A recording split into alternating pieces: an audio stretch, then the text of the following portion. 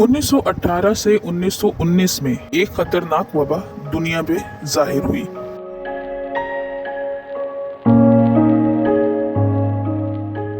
इस वबा से तकरीबन 500 मिलियन लोग मुतासिर हुए और तकरीबन 20 से 50 मिलियन के करीब लोग इस वबा में जाँ बहक हुए।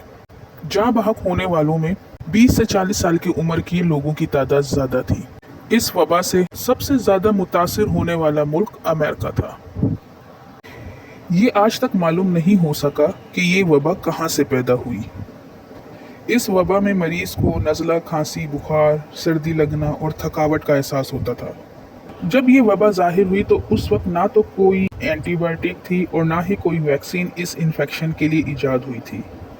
इसको काबू करने के लिए कुछ ऐसे इक़दाम किए जाते थे। मरीज़ को करंतना कराया जाता था, ज़ाती हिफ़्ज़ाने सेहत का ख्याल, अवामी इज्तिमात पर पाबंदी और मास्क का इस्तेमाल। मेरे अजीज़ों, आप में से बहुत से लोग समझ रहे होंगे ये तो कोविड-19 वाले हालात हैं, लेकिन ऐसा नहीं है। 1918 में इन्फ्लुएंजा, जिसे आम ज़बान में फ्लू कहते हैं, वबा की सूरत में ज़ाहिर हुआ और ये इतना तबाहकुन था कि इसे the mother of all pandemics कहा जाता है। इस फ्लू का नाम स्पेनिश फ्लू रखा गया, जो कि H1N1 वायरस से फैलता था। वैसे तो ये किसी को नहीं मालूम कि ये वायरस कब, कैसे और कहाँ ज़ाहिर हुआ, लेकिन बाज़ जगहों पे ये मिलता है कि पहला केस अमेरिकी अफवाज में ज़ाहिर हुआ।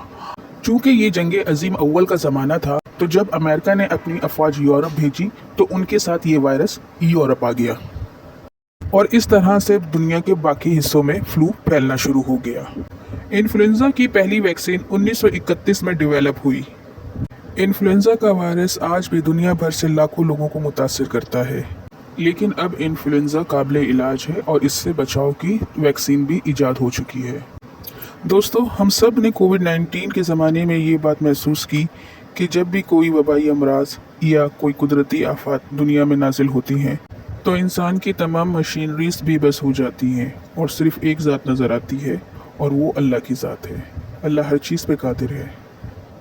आप सल्लल्लाहु अलैहि वसल्लम के ज़माने में वबाई मर्ज़ ताउन ज़ाहिर हुआ। इस सिलसिले में कुछ अहादीस आप सल्लल्लाहु अलैहि वसल्लम से रिवायत हैं।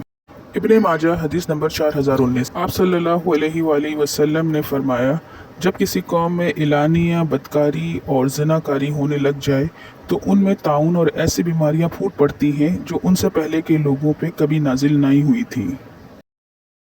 सही मुस्लिम हदीस नंबर 5777, आप सल्लल्लाहु अलैहि वसल्लम ने फरमाया, ये बीमारी ताउन एक अजाब है जो तुमसे पहले एक उम्मत को हुआ था, फिर वो ज़मीन में रह गया, कभी चला जाता है, कभी फिर आता है। लिहाजा जो कोई किसी मुल्क में सुने कि वहाँ ताउन है तो वो वहाँ ना जाए, और जब उसके मुल्क में ताउन नमूदार हो तो वहाँ से भागे भी नहीं। सही बुखारी हदीस नंबर 2829, आप सल्लल्लाहु अलैहि वसल्लम ने फरमाया, शहीद 5 किस्म के होते हैं: ताउन में हलाक होने वाला, पेट की बीमारी में हलाक होने वाला, डूब के मरने वाला, दब के मर जाने वाला और अल्लाह के रास्ते में शहादत पाने वाला। मुख्तसर ये कि जब दुनिया में हद से ज़्यादा बेहयाई फैल जाए तो वबाई अमराज नाजिल होते हैं, और जिस इलाके में ताउन या इस जैसी कोई वबा ज़ाहिर हो, उस इलाके का रुख ना किया जाए और ना ही उस इलाके के लोग दूसरे इलाके में जाएं। मोमिनीन को भी वबाई अमराज लाहक हो सकते हैं, लेकिन अगर वो इसी हालत में हलाक हो जाएं तो उनको शहादत का मर्तबा मिलता है।